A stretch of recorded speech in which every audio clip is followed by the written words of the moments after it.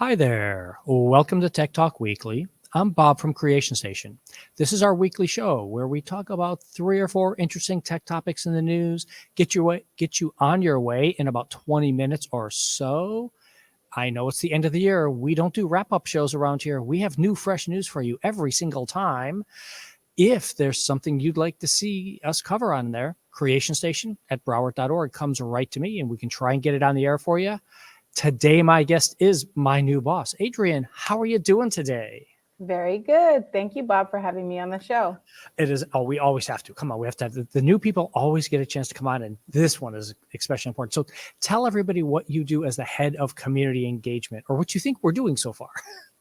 So it's only been 2 months. I know, it's crazy. But as the Library Regional Manager for Community Engagement at Broward County Libraries, I work with a talented team of 12 individuals who work in various departments or have various specialties. And we work system-wide to engage all of our audiences and residents of Broward County and to think of new ways and to learn about our residents and think of new ways of how to engage them. And it is a complicated mess. We will all see. And Adrienne came out of the art world and museum world, so I found a specific story just for us today to talk about this because she's got thoughts. But let's get started on our first story, which is driverless cars. So autonomous vehicles have been in the news. You may have seen some of the other stories out there about Waymo and some other places, Cruise shutting down. GM shut down their entire driverless car division for now as they're revamping and coming up with ideas. And you probably have never heard of May. May Mobility is a company that has been doing driverless vehicles now for a while. And their spin on it, they're big in Arizona primarily, is that they work with governments instead of throwing their vehicles out onto the wild streets of a downtown. What are your thoughts on this, Adrienne? Would you get into a driverless car like this? I definitely would. I'd try anything once. So how they make theirs work is they've basically have locked them into a very specific geolocation. So they didn't have to worry about trying to navigate things with pedestrians and all the other things going around in a wild manner like downtown San Francisco, where all the tech people have been trying to do it. They just built it from the ground up using local government people and making sure that they could have a really nice little part in that. But there's just one line in this article I wanted to ask you about, Adrienne. It's like the one place, because they also did some testing in Rhode Island, and one of the things was, well, these aren't safer than humans. And I'm like, excuse me, have you seen how bad humans drive? Yeah. Do you really think that autonomous vehicles have to be safer than humans? I think that I don't think they have to be or can be safer. I'm not sure who would be safer, but I think that it's kind of the future, and I think it would be beneficial in downtown Fort Lauderdale, right here around the main library where our offices are located. Yeah. And when I was reading this article, it also reminded me of Temi, who from your team that you introduced me to just this week. And so that grid and the planning of the grid reminded me of how you explained Temi to me. Yeah. Temi is our robot that goes out and helps customers. If you haven't been and seen it, next week it'll be up at our Century Plaza branch. It's at our Northwest branch right now. But yeah, that's the kind of thing we're trying to do. As long as you keep it simple, it works pretty smoothly. And, you don't expect it to be 100% perfect, but humans are way worse than 100% perfect. So I'm all for putting more of these out there.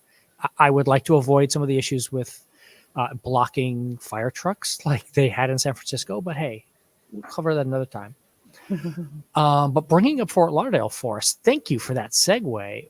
There is a really interesting phenomena happening where there are lots and lots and lots of people moving into the South, into California, into the coastal areas on the East Coast, into the coastal areas in Texas also. where we know climate change is going to be a problem.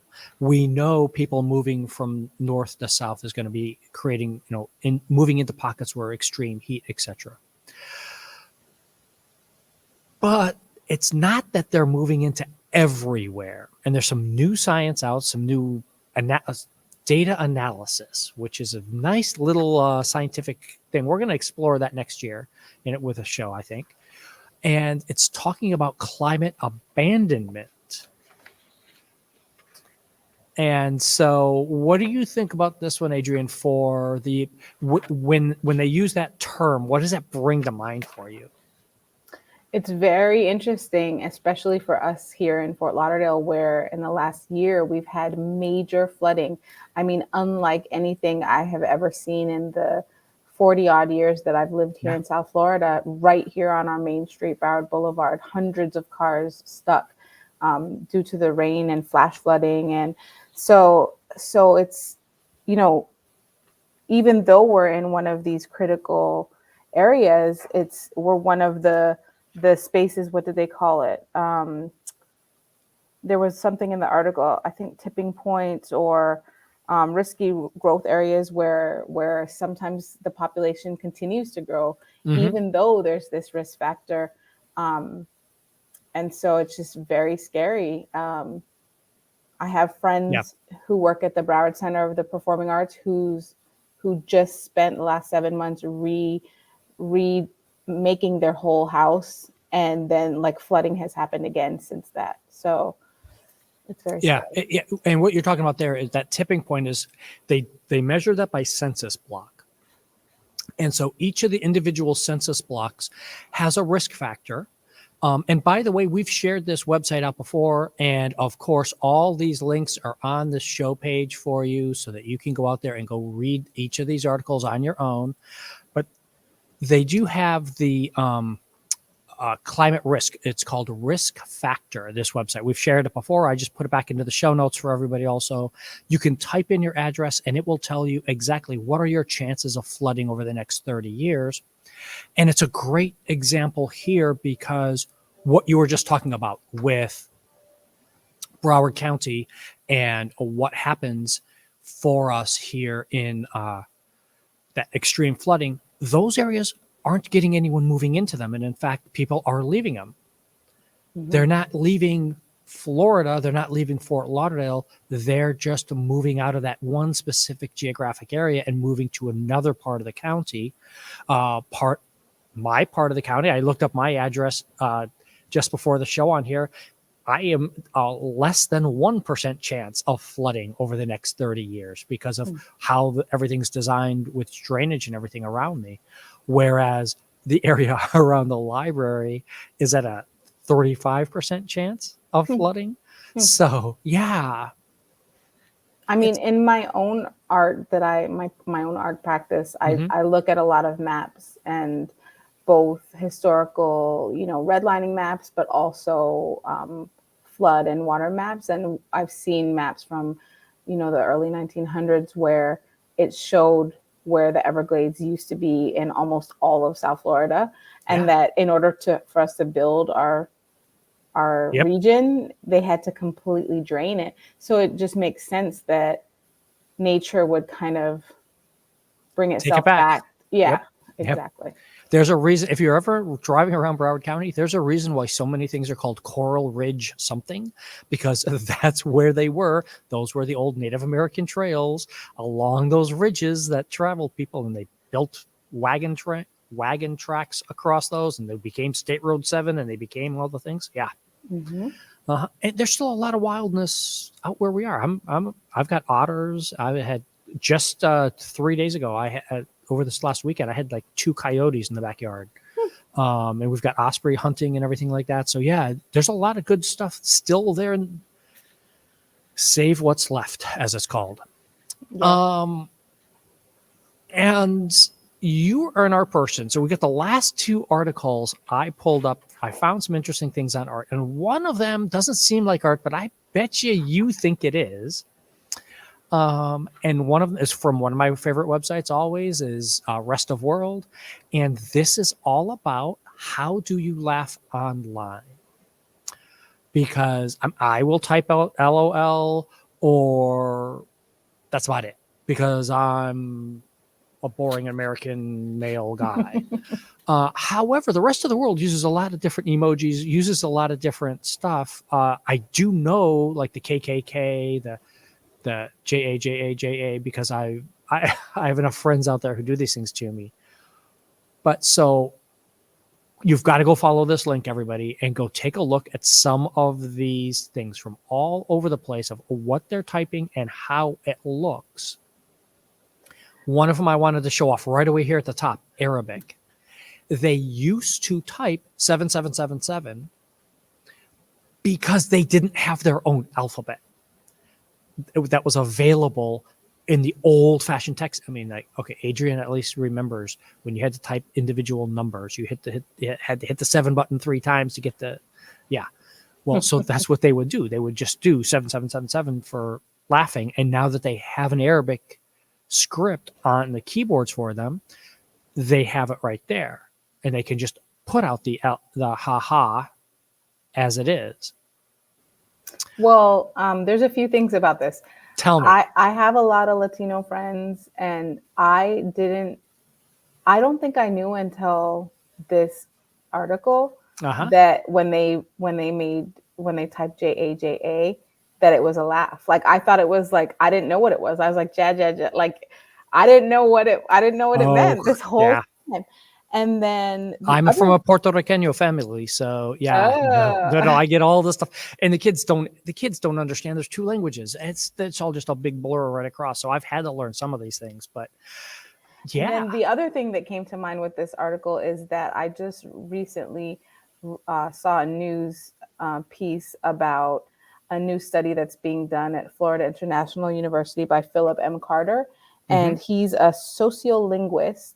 And he is researching Miami and South Florida Spanglish, and he's turning Spanglish into, like, identifying that these are actual it as words. Its own dialect. Yeah. Yes. Yeah. And so, like, so in Miami, some people will say "get down from the car" versus an American might say "get out of the car." Yeah. And so I thought that was quite interesting to see how modern languages change over time.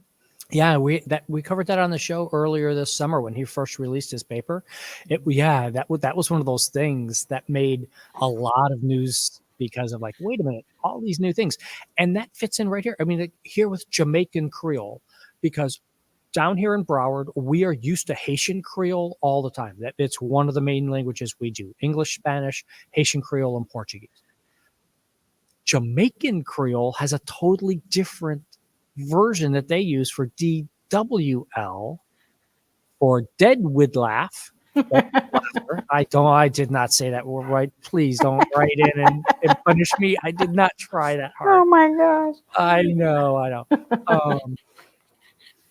But there's just so many different things that go out here. So you want to really confuse some people out there in the world, go ahead and try some of these. And by the way, on your keyboard, on your modern smartphones, if you just hold down that letter, it will pop up a screen of all the alternatives that fit that key. So you can use some of these on your existing keyboard right now without having to go download any special sets.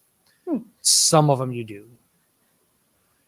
But also you can, like, get fancy with Google Translate and go in and type it in Google Translate and then copy and paste and drop that into your text and freak people out when you were typing in Thai and typing in various languages.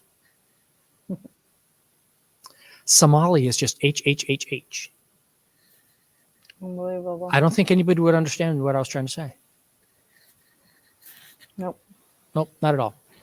So we have one final story for the day that everybody out there is going to be like, huh?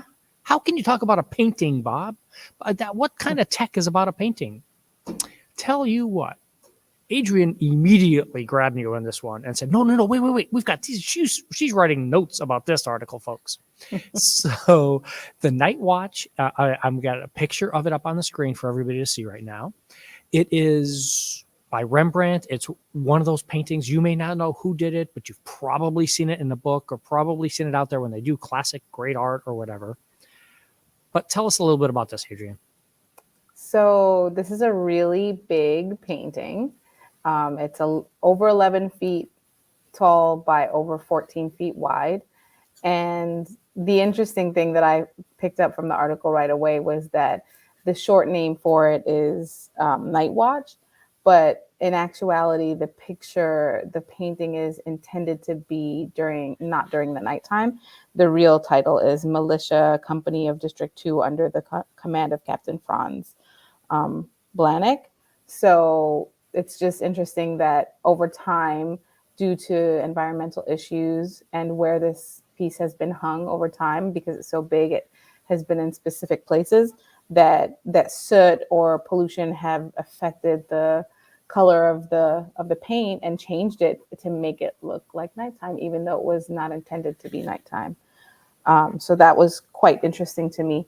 And another big thing about this painting is that it's all about the lead. Everybody kind of in the art world already knows that certain paint pigments come with lead, and that has been something that in modern times has been changing. Some pigment colors have been outlawed in California. I want to know. Tell me about that, because you mentioned that in the pre-show about how, or you just can't do certain colors in certain states, and I'm like, wait, what? Yeah, explain this to us. Quite a few years ago, and I'm not sure if the laws have changed nationally, but I know particularly in California, there's certain colors, oxide red, or certain pigments that are known to have lead in it, because all paint pigments are from minerals, and lead is a mineral. And so these paints for years, for generations, have been made out of lead based pigments. And so this painting has some paint and some colors that are lead based, but what they found when they used X-ray technology to learn more about the painting is that there's whole sections that are painted using a layer of lead. And the article talks about various reasons, like, maybe they painted a whole layer of one color paint as a background, as a surface or background, and that had the lead in it. But then there's different information in the article. Yeah, and I like the idea that we tend to think about it sometimes as we know so much more now than they did then, which in a lot of cases is. But these artists knew their stuff. He used this kind of specific lead, they found out, to help preserve the painting, to help it stop it from humidity and other issues that he knew would affect his work, because it was such a big piece, and that it was being put up in drafty castles, and he was afraid of the humidity. We would probably laugh about that down here in South Florida, but they were worried about the humidity there in Holland, where it was hung. So he actually designed the painting before even doing the figures. For, like you said, all the background stuff is in a specific type of lead that will keep this humidity out from the rest of the paint. And you can see they in the image here where they, with all the x-rays, where they get really down super fine for how the levels of pigment have changed over time, and the lead has migrated almost out from certain pieces based on gravity and age and all the other things like that. It was. The other thing is that humidity, in regards to your paintings in Europe, the museum kind of rules inside of museums and the accreditation of museums in Europe, they don't necessarily have a requirement that humidity controls and HVAC systems are in their museums. Okay. Because they don't have as much humidity as places like South Florida or places in the United States. So in the United States, there are rules for your museum to be accredited. You need to have a space that has a machine that takes the humidity out of the air, and then the temperature needs to be at a certain temperature in order to keep the artwork from falling apart, from getting moldy, from having issues. Does that apply to all the saving historic buildings and stuff? I think yes. Well, it depends on the age of the object. Okay. if the object is older than a certain amount, and if you're accredited with various governing bodies, then there are requirements for objects too, like and even for books here in the library. I She have a is feeling. so good, man. She's gonna be doing this show instead of me soon, Eh. because she just gave us our segue into our cool, fun thing of the library next week is the Kwanzaa celebration over at Arlick, where she was just about to talk about the objects that are in the air conditioned, climate controlled vault that we have over there. Mm-hmm.